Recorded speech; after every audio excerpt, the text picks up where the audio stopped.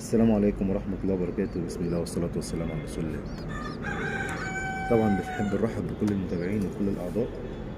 حابين النهاردة نشارككم بتجربة فعلية طلبت مني كتير من ناس مبتدئين وناس غير مبتدئين. طبعا عايزين يعرفوا ازاي بنلزق رجل الزغلول.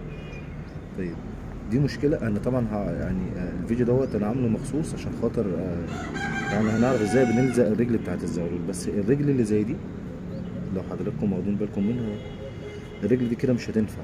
حتى لو اتلزقت كده ممكن ما تنفعش بنسبة كبيرة جدا، لأن المفصل ده فيه مشكلة. مفصل الرجل نفسه فيه مشكلة، المفصل العاصي اللي احنا كنا بنتكلم عليه. لو الرجل دي رجعت ورا بالمفصل ده كده، يبقى المشكلة كده خلاص كده مش هتتحل. بس في الفيديو دوت انا عامله مخصوص عشان خاطر يعني اعرف الناس ازاي بنلزق الرجل.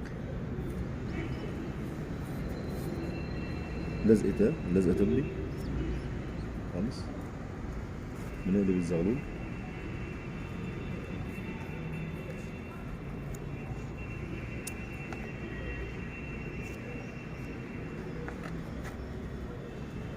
رجل الزغلول اهي.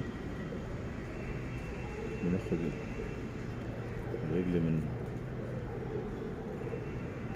ظهرها كده اهو.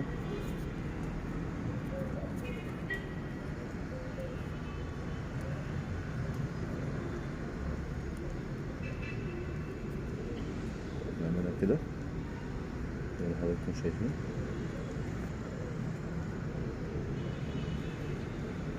ونقطع حتة تانية.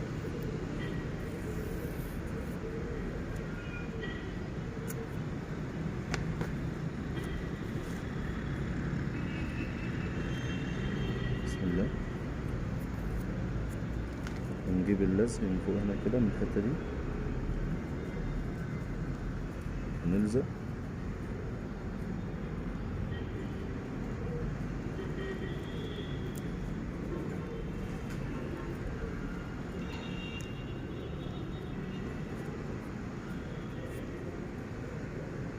تبقى بالمنظر ده كده، وقص الزيادة دي من هنا، ويا دوبك الزيادة من هنا. بس نسيب الزغلول كده لمدة أسبوع.